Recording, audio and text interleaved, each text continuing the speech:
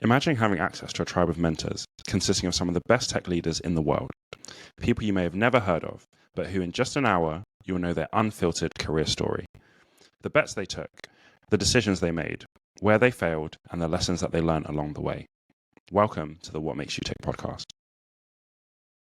Hi, I'm Tolu, aka the Podfather, and I'm the host of the What Makes You Tick podcast. And I am Richard Washington. I am the owner of Tick Talent. We sponsor this pod. So Tolu, who have we got on this week? So this week we have Elitsa. Elitsa was absolutely amazing. What did you think of the episode? What did you love about it? Let's start. I want to hear what you liked about it. So it probably shouldn't matter. And it's ridiculous that I'm going to bring it up, but it is important, which is Elitsa is our first female leader within tech that we've had onto the podcast. And it's definitely symptomatic of, basically the split between women and men in leadership positions within tech. So it's awesome that we've got someone who has achieved what she's managed to achieve in her career, but that's not why she's on, and it's not what you're going to take the most value from. There's loads of things in this episode that you're going to love. Certainly being pregnant in Ukraine when the war broke out would be one. She's also the absolute best definition of an intrapreneur that we've had inside the podcast. So using her current business and the relationship with her current CEO to be backed to go and build a business venture and create a team and a whole new business within the business based on her tenacity and her idea and her bravery, which I think is just absolutely incredible. What about you, Tolu? What did you love? She was so impressive, so impressive in terms of her approach just to life, in terms of how she seeks out adventure and challenge in whatever it is that she's doing. And that piece around really knowing yourself and knowing what you want to do as well. I really love that. And then, her confidence to go out and start that business unit, identify an issue, go out and solve it was just amazing. And then generate really decent revenue from it. Loved it. Loved it. Yeah. And I also really loved her reflective approach to leadership and how she grew as a leader. Loved that as well. Yeah, absolutely. There's no ego there, right? One of the major things that definitely a lot of male leaders could learn from. So without further ado, let's roll the VT. Elitsa, welcome to the show. Thank you so much for joining us. Thank you very much, Tolu. Very excited to be here. Me too. You have an amazing story, an amazing journey. So I'm really excited to get into this. Thank you. So, first question, Elitsa, what makes you tick? Interesting question. I think, Tolu, by now you probably have realized that I have a lot of energy. Yeah. And I wake up and, I think every day is special and, and it brings new challenges, new learnings, new excitement. So I'm a naturally energetic and a person who always looks at the glass for half full. That's first. Second, I think life is too short. I like to, to achieve as much as I can, to learn as much as I can, and help as much as I can. I'm a big believer in the community. So having a job that also has a mission is very important. That's the second thing. And third, I think this is a cliche, but it's really true for me, my family. I have a 15-month-old daughter. Just waking up and seeing her, I said today is going to be a great day. Amazing. Nothing can stop me. Amazing. And where do you think that energy and that desire comes from? Well, I do believe in waking up and and just doing stuff. I think every day is special. I have one life. I want to live it in the best possible way for myself. So every day I don't take for granted. And I really mean it. I wake up and I said, I want to do something today. I want to be productive. Work motivates me a lot as well. Knowing, my type of job that I truly love. And wake up and saying, well, today we're going to have some great conversations with customers that we can truly support, or we have a great new kind of thing that we are developing. It makes me excited, right? And third, learning, just, saying today is going to be a new day. There's going to be a lot of learning probably, but just staying open-minded and excited, knowing today I'm going to learn something new. Tomorrow is going to feel familiar, is exciting. That's perfect. Would you mind telling the listeners a little bit about you and your journey to date in terms of your career? Absolutely. I started my career in sales back in Washington, D.C., United States.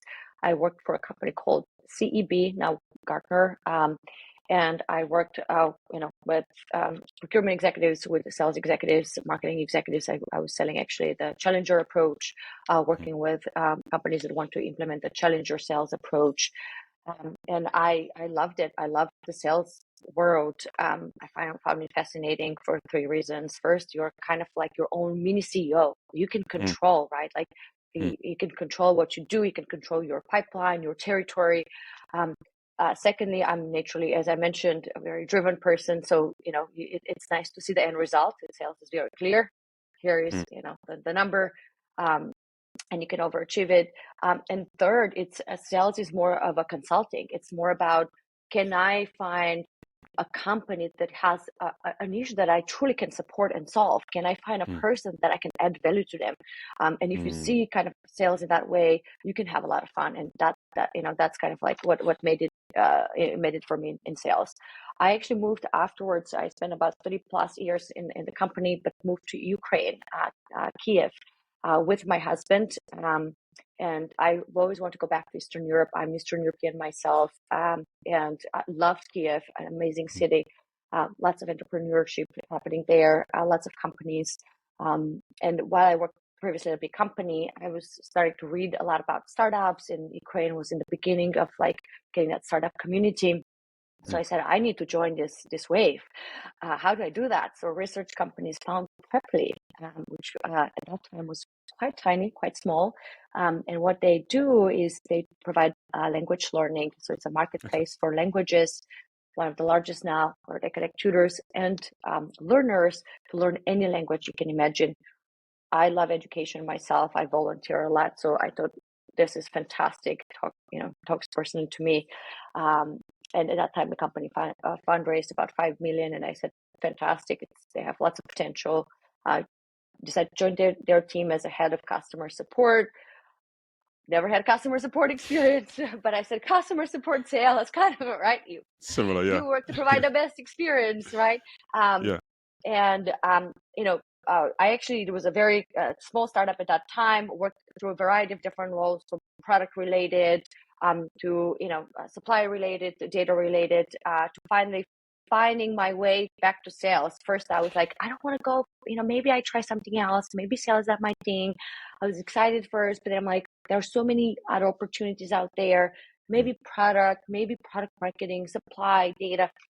And it's good because when you join a small startup, as I told you before, you get to try a bit of everything, and you're like, okay, I like this, I don't like that, and naturally, I went back to sales. So, to end my long-winded question, answer to your question, I started the B2B division of Preply. So we actually packaged together an amazing product, and we provide language learning to organizations that have teams around the world speaking different languages. So ultimately, I made my way back to sales, and I said, you know what, I'm done. This is my spot. I love it. This is what I'm good at. This is what I tried. And so most recently, it was 2 years ago when we started the business. And it's been a fantastic journey. Right now, we have about 100 employees only under the Preply business, supporting global companies from all around the world. We have a LATAM presence. Biggest presence is in EMEA and North America. So it's been a fantastic journey, just being able to see how we can build a team like that, and obviously be joined by amazing companies such as PwC, eBanks, which is a big Latin bank. It's been a fantastic journey. And you mentioned, but kind of really quickly, that you started this part of the business. So we talked about this in our pre-chat. So would you mind telling the wider story of how you actually started that part of the business? Absolutely. I mentioned to you already that I was doing a bit of supply operations at Preply, but I was always passionate about B2B, starting Preply business. At that time, we had a couple of requests coming from B2C learners saying, "Hey, if you do B2B, it will be great. It will help us a lot." And so I said, "All right, well, I'm going to explore that." The CEO is really against it, which rightfully so, right? We need to be focused. We need to build the best B2C marketplace for languages. but it felt like, we can do more to support our learners in a more scalable way. So he actually let me, on my free time, I said, this is going to be my hobby. I'm going to need this kind of resources to be able to build kind of an MVP and test if this product would work well. And I was doing everything, right, from working with an engineer and designer to selling to supporting current clients. So it was about 6 to 9 months. We closed, quite a big chunk of money from a business. And I went to him and I said, I think we're into something. Let's invest more. And he agreed on. So we hired a couple of salespeople and account manager. But as I mentioned to you, there are a lot of amazing talent out there working at startups as well. And sometimes you're so caught up into your own thing. You sometimes have an idea, but you're like, I don't, no one cares about my ideas. Share your idea, but not only idea, like be able to, if somebody else says, okay, go ahead, implement it, be able to do that and have fun with it, right? That's the beauty about working at a startup. You have amazing ideas, this is how startups become big and amazing organizations from, hiring the right people who have amazing ideas to put them into practice. So hopefully, listeners can, one thing they can get out of my story today is that if you have an idea, don't keep it for yourself, right? Share it out there and be able to execute on it, right? Be excited to execute on it. And the worst that can happen is that the company learns from it and say, fantastic, we tried that, we learned from it. Maybe we tried differently next time, or we know that that's not something we can support, right? But as a startup, that's the most important, learning and growing and knowing that the direction you take is the right one, or there are better directions, and just exploring that is very important. Were you scared when you saw the opportunity and went to go and take it to COO, even though you knew he might have been against it? Was that a scary thing for you? It was not, and it's because the CEO was very approachable. We work very closely with each other. He's amazing. Our founders are very, very down-to-earth people, very open. So I knew that at the very least, if he refuses, he would refuse it. He would refuse it nicely. So I don't need to be worried about that. But again, like the fact that he said, it seems like you're passionate about this. What do you need? Right? For me, I knew I was at the right company and in the right culture for what I have. And as I mentioned to you before, I'm a bit of an entrepreneurial spirit, right? I love, the ideas and putting the work into it. So I think this felt right for my personality and for my skills, that I was in the right place, right time, and had the right support. And that's one of the things that we talk about quite often, is about the concept of like an intrapreneur. So someone who's super entrepreneurial, but not in the kind of traditional sense where they go off and start their own business, but they focus that within a business structure that already exists and kind of build their own kind of thing within that as well. And that's like it's a really perfect example in terms of what you've done. Is you've seen a business opportunity, you've gone through that with your business and built something out of nothing, and that's amazing. Yeah, absolutely. And I have to say, Tulu, that I see that a lot of people in startups also do something similar, right? They start a B2B division or start a small division, but then, right, if you see that growth, the hardest thing is not to start it. The hardest thing is to keep growing with the growth of the business, right? Because a lot of times what happens is the growth is so big that you get scared and you're like, maybe hire somebody else, right? Like, or I'm gonna just sit and do my own thing here. And while like we've hired amazing people, chief revenue officer, a VP of sales, I think just being able, I think for me, the hardest thing was like, how can I keep my growth so I can stay in this, and I can keep growing as the business grows. And I see that a lot of people that I've spoken to before that have started something within the organization, they kind of like were kind of scared to keep that growth and say, I can do this. I know I can, right? Because I already know the business the best. I have the most excitement about this. So naturally you learn. So don't be afraid to like keep learning, right? Being able to say, I can do this. I'll learn it. I'm passionate about this. It is very important. What were some of the things that you were able to learn to kind of grow enough to still keep up with your baby growing? What were some of the things that you found useful in that growth journey? Three things. The first one was having a mentor was very important to me. Luckily, again, I guess I had an amazing team. Right, our CEO understood that he wanted to support me. He saw my excitement. He saw that we were into something. So actually, the what he provided to me is not just what resources you need, but saying here are also advisors to help you grow and build. What you want to build correctly. So having an advisor early on, to know I am on the right path, right? Or I have that support system to, if something happens, to go and learn what happened together, was extremely beneficial for me. The second thing is hiring the right people in the beginning is very important. And what I mean by right is people that actually don't mind putting a lot of work into it, right? People that are as passionate about the business.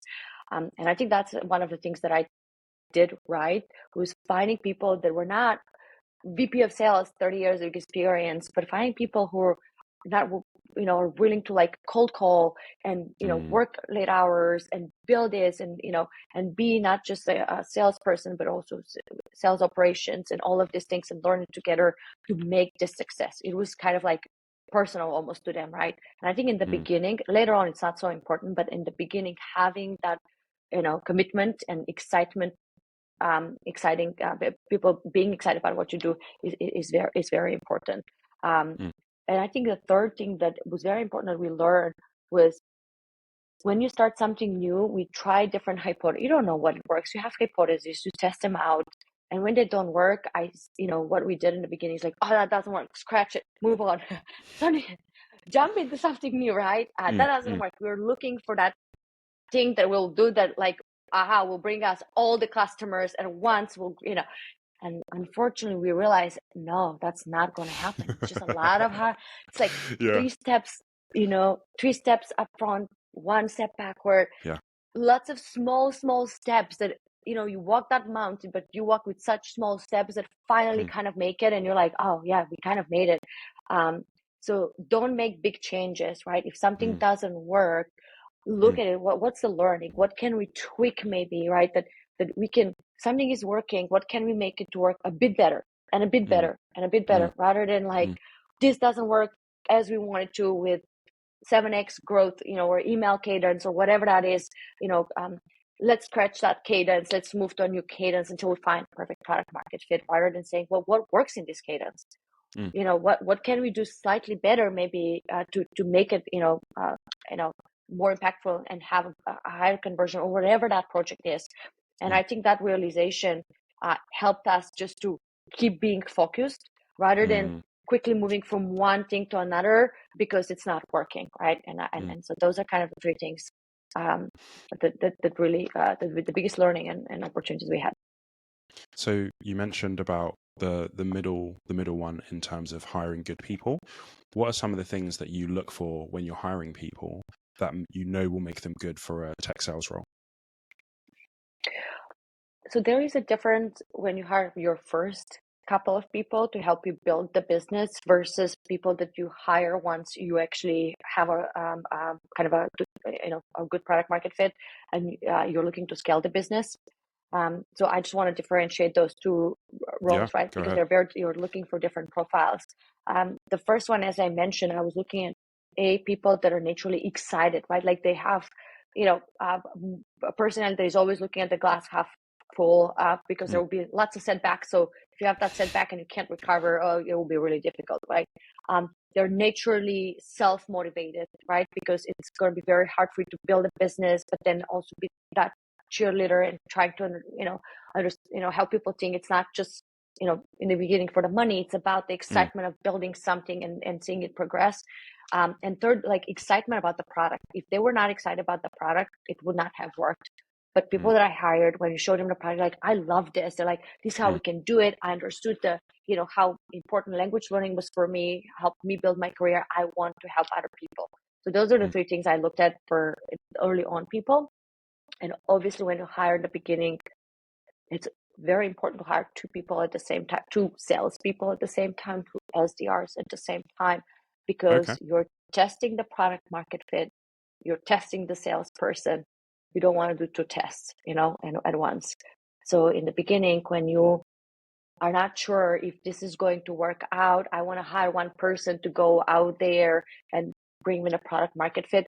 Well, then you're testing a salesperson and you're testing your product, and you would never know what's not working, right? That's why having Right. two people Okay.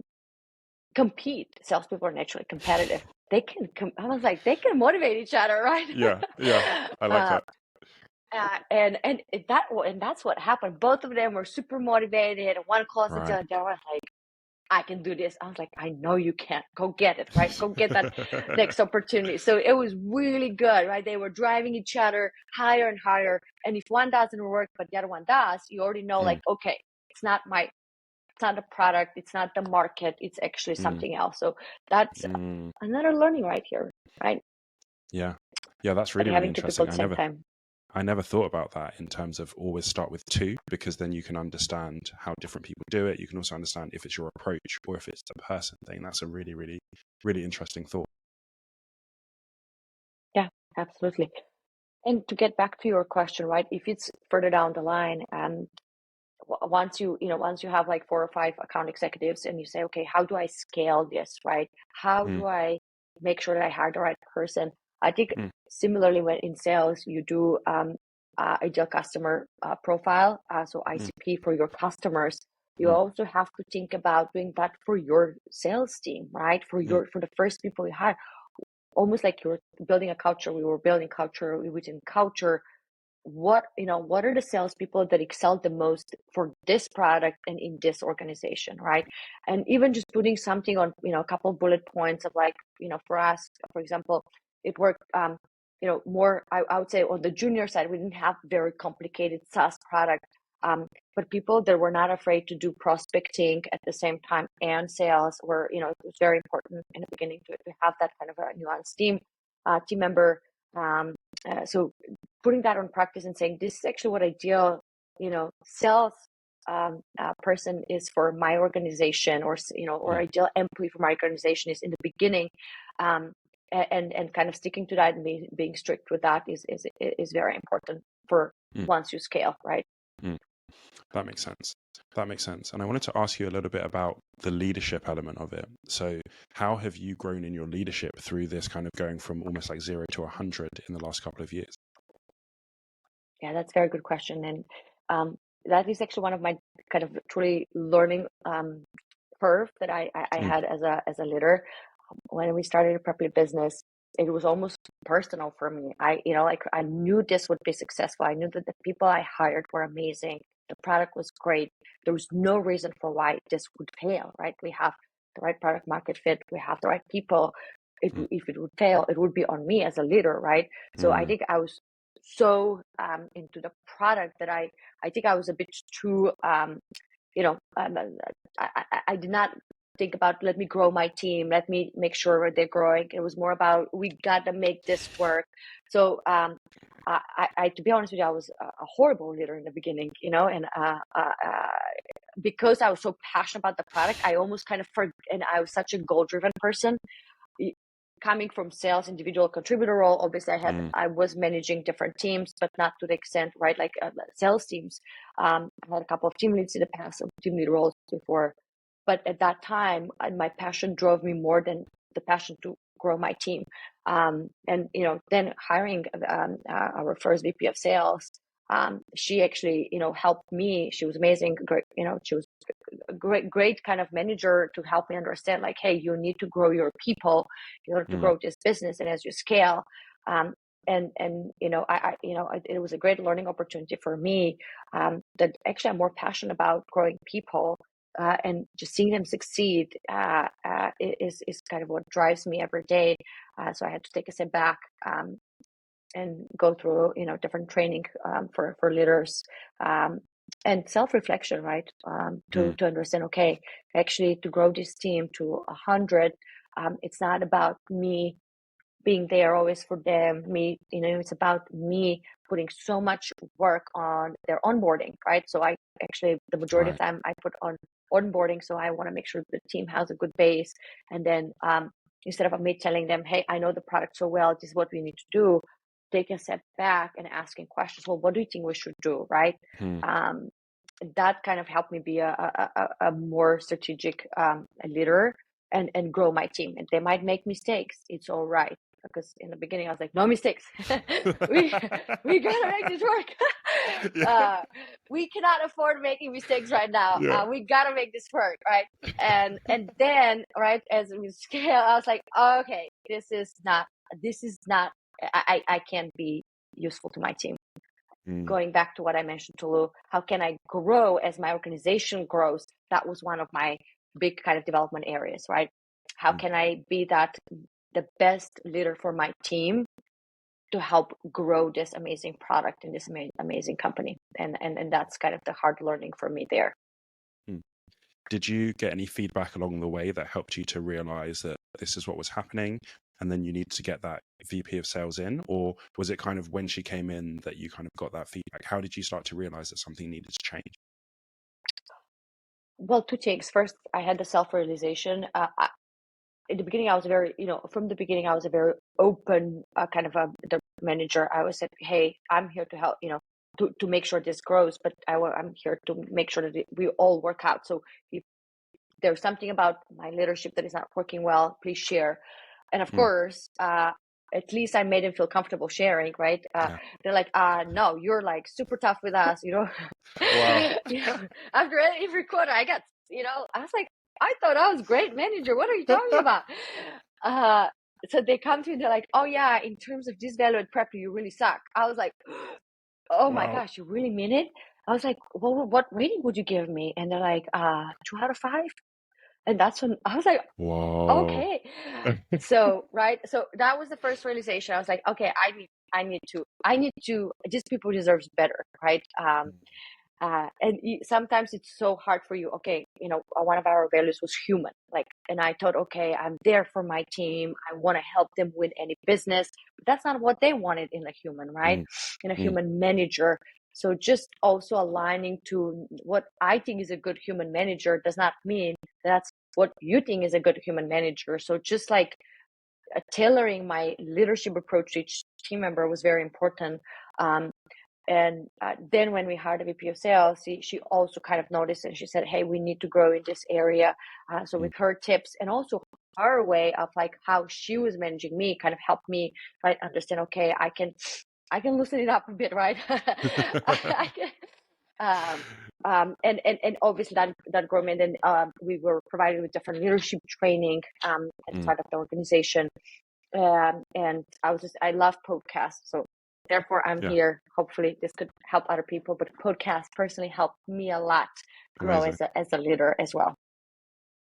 What was something that because feedback can be quite hard sometimes. So what is a tip that you would give someone in terms of if you've received some tough feedback and how to process that? Yeah. So I think tough feedback, it's all about how you do the tough feedback. Feedback is always necessary. If you deeply care about somebody, you want them to grow, and you want to give no one is perfect. Obviously, we all have development areas. But you actually giving that feedback to your, to your account executive, to the employee that you're working with, shows you care. But how you do that is as important, right? As I often remind myself is it's not what it's not. People will not remember what you say. People remember how you made them feel, right? So when you share feedback, don't make them feel like it's about them personally, but it's about I deeply care about you, right? I know that you have so much potential, and if you grow this area, you could be at a very different level in your career, right? And that already sets them that it's not about me as a person. It's about kind of the skill set that is needed for this specific role, right? They might be amazing at many other things, but this specific role for this specific company, this is what I need to grow to be the best fit, right? And if you make them feel that way, hey, I'm invested in you, I deeply care about you, and these are the things we need to work on. It's not about you as a person, it's about you fitting the best in the organization. Here are the resources, make it easy for them. Here are the resources to help you grow. I think that will help them, right, immensely. And I think giving feedback, positive, is as important as constructive. Just doing it nicely. And I see that a lot of directors, a lot of managers, a lot of leaders are so do it in a passive aggressive fashion, especially different cultures, right? And I was like, don't sandwich it for me. Can you? What do you want to say? I want to grow, right? Yeah. I don't like to read between the lines. It's very important. So for any person that you see, like if some people don't really appreciate get them super strict direct feedback, send each person you owe them. You owe them that development feedback. And third is make it not about them, but it's about the job that they have to do for this specific role in this specific company, and show them that you care about about them. That's good. That's good. And what about in terms of receiving tough feedback? What are some tips that you have for when someone is giving you tough feedback as well? Well, as I mentioned, I've received quite a bit of that, right? It doesn't feel good. Whatever you do, right?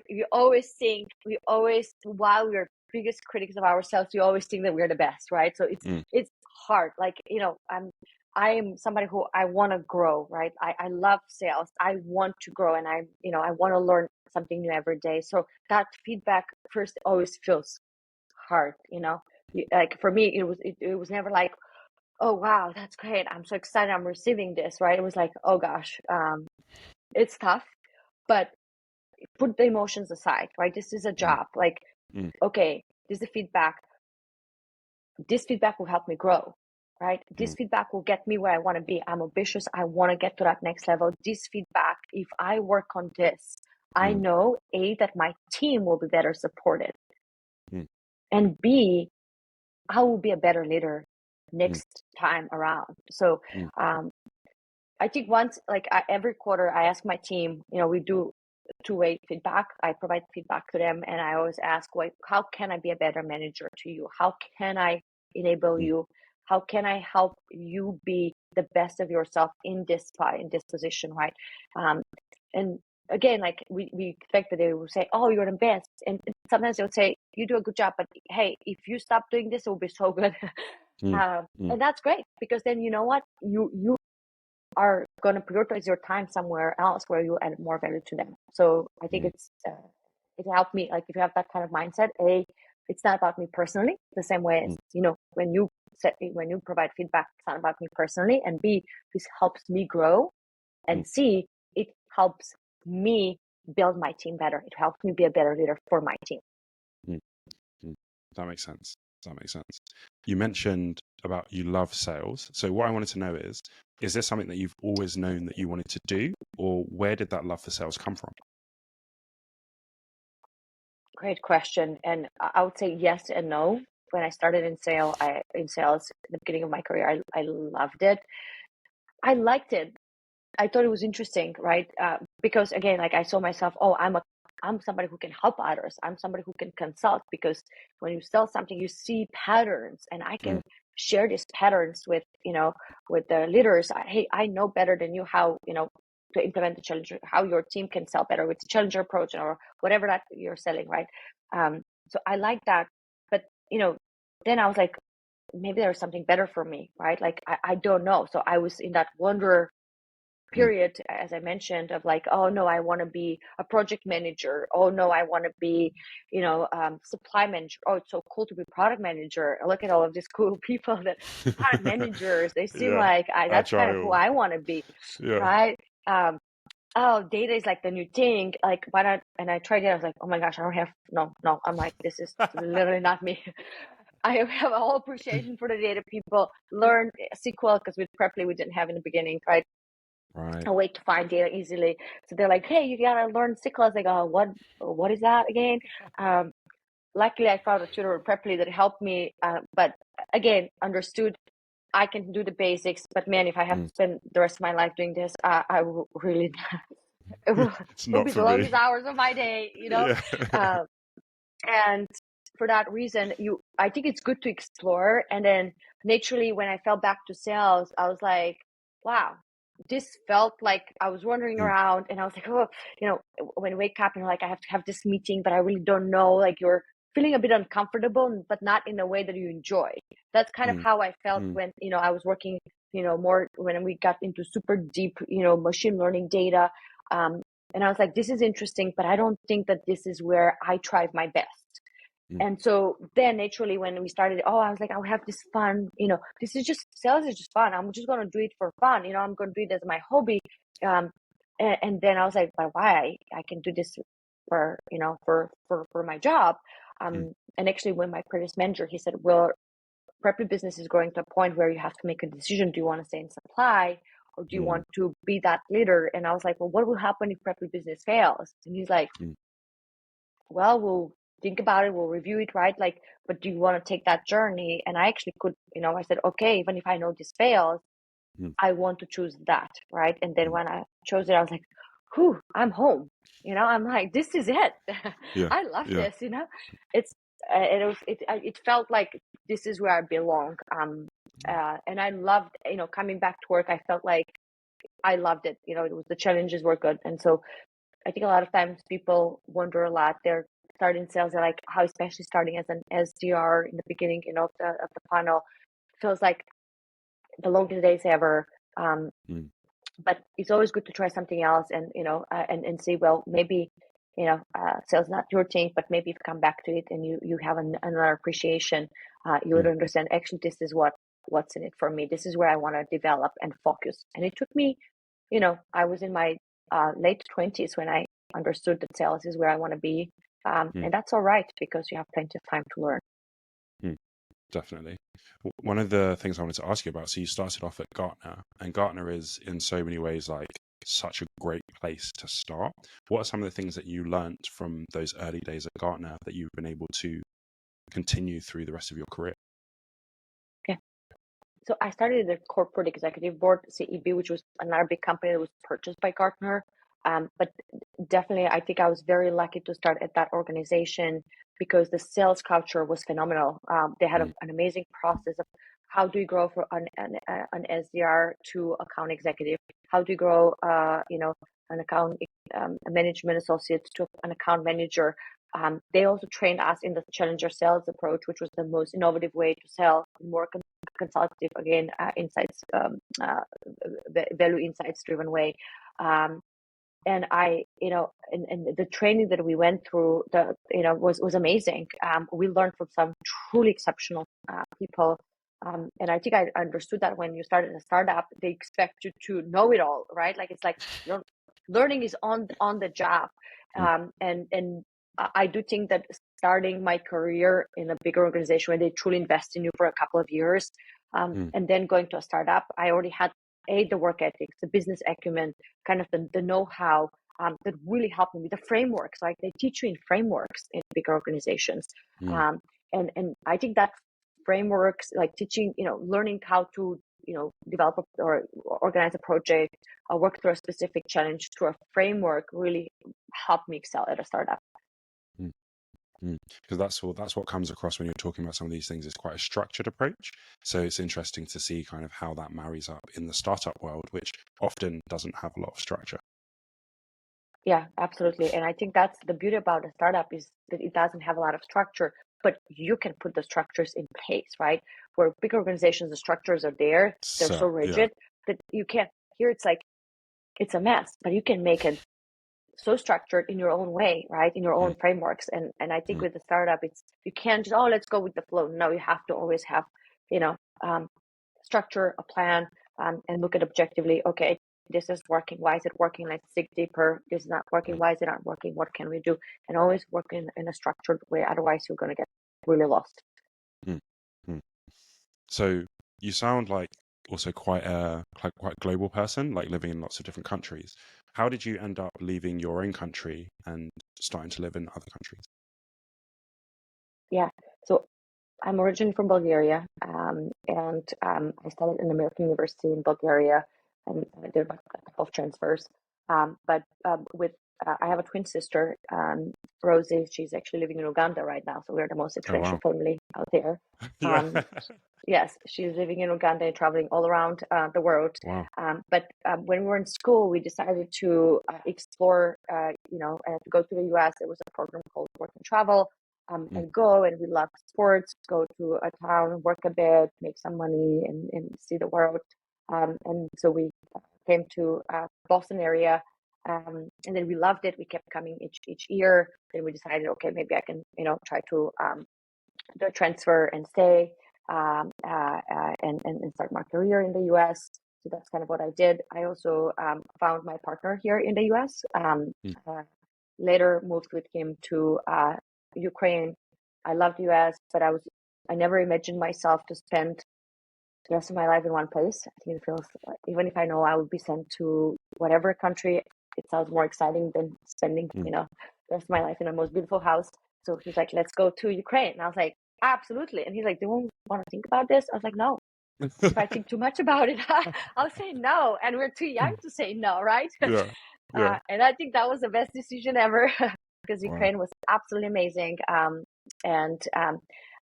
We stayed there until the war started. And when the war started, I was quite pregnant. I was in the 6th month.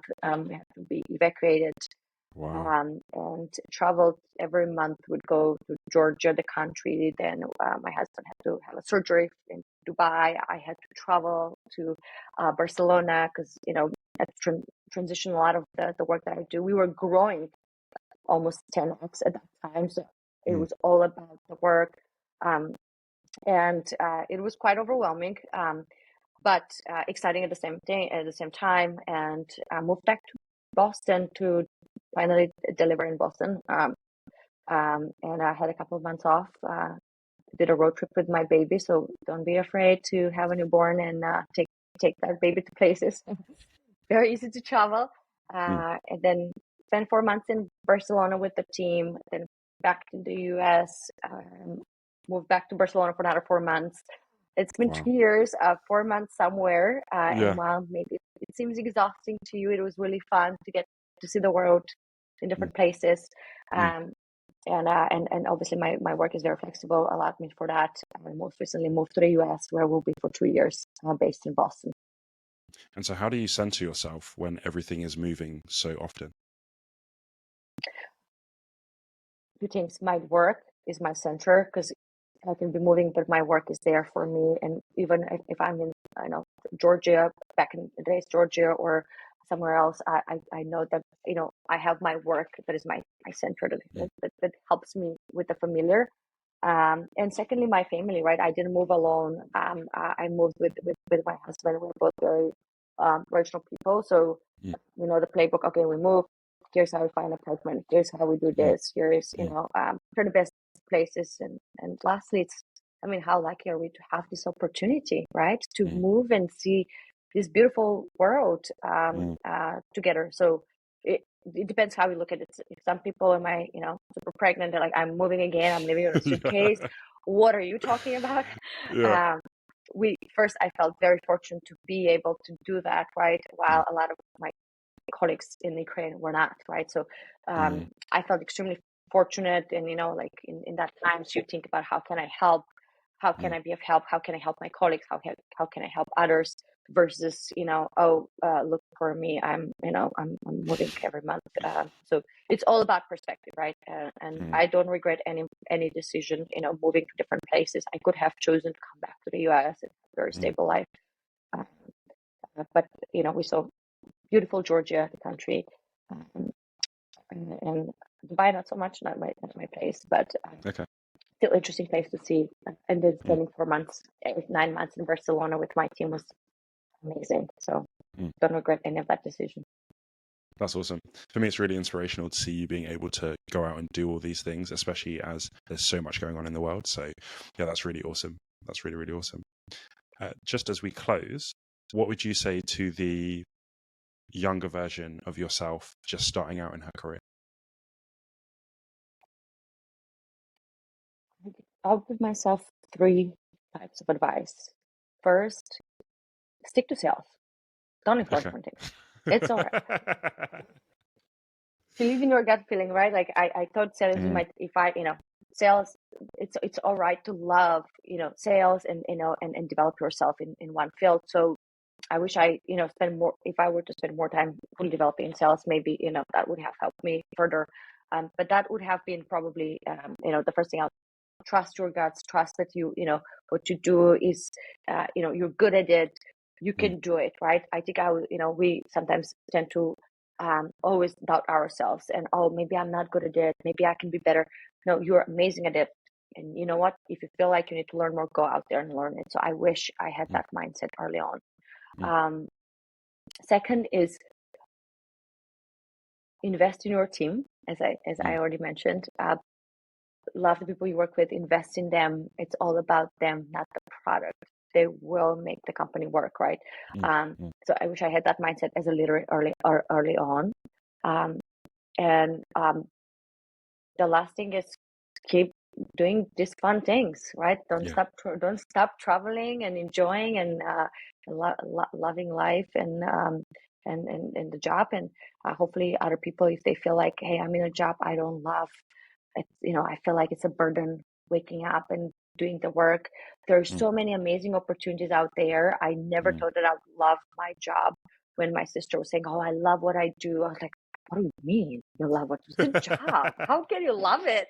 It's impossible. Finding the startup, finding the environment where I tried my best was the best thing I did, right? Finding the team that can help you feel supported. And they believe in you is amazing. And I know that anybody can do that, right? It's just a matter of like, do you like a big company? Do you thrive in a startup? And then going for the opportunities yourself. The company didn't find me. I found the company, right? I went there and said, you need to talk to me. And then you need to hire me. Everybody can do that, right? So don't be stuck in a job you hate or place you don't like. You can make the change. It's going to be painful at first and you might doubt your choice, but stick to it until you love it. And I'm sure you explore life in a very different way. That's amazing. Thank you so much, Elitsa, for your thoughts, for your vulnerability, for your honesty. It's been a really, really good conversation. Did not disappoint at all. So that's been amazing. So thank you so much for being here. Thank you very much, Shulu. This is great. Thanks for listening to What Makes You Tick. And I hope you've enjoyed listening as much as I've enjoyed having the conversation. Absolutely. You don't have to have met someone in real life to be mentored by them, right? We've all got favorite sales books. And hopefully this podcast is giving you access to a whole new tribe of mentors who, through their stories and best advice, will help you to achieve a bigger and better career in tech. So if you want to never miss a beat, subscribe now, and then you'll get notified as soon as next week's mentor releases their story. Thank you so much, and we'll see you on the next episode.